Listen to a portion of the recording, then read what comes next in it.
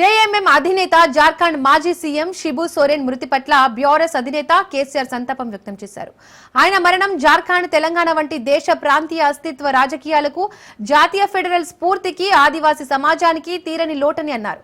ఈ సందర్భంగా షిబు సోరెన్ తో తనకున్న వ్యక్తిగత అనుబంధాన్ని, తెలంగాణ రాష్ట్ర సాధన ఉద్యమానికి వారందించిన సహకారాన్ని స్మరించుకున్నారు.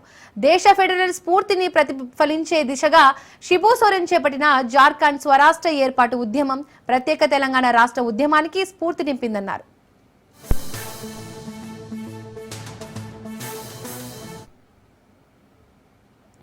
2001లో తెలంగాణ రాష్ట్ర సమితి స్థాపన సమయంలో షిబు సోరెన్ ను హైదరాబాద్ లో జరిగిన తొలి సభకు మొదటి అతిథిగా ఆహ్వానించుకున్నామని గుర్తు చేశారు.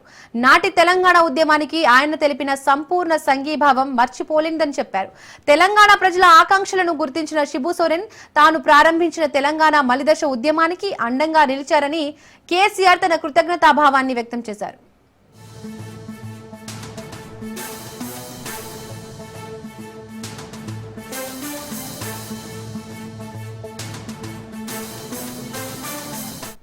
వ్యాధితో బాధపడుతున్న షిబు సోరెన్ కాసేపటి క్రితం మృతి చెందారు. షిబు సోరెన్ 3 సార్లు ముఖ్యమంత్రిగా పనిచేశారు.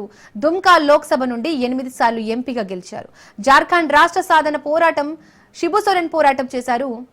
జార్ఖండ్ సాధనకు జార్ఖండ్ ముక్తి మోర్చా ఏర్పాటు చేశారు.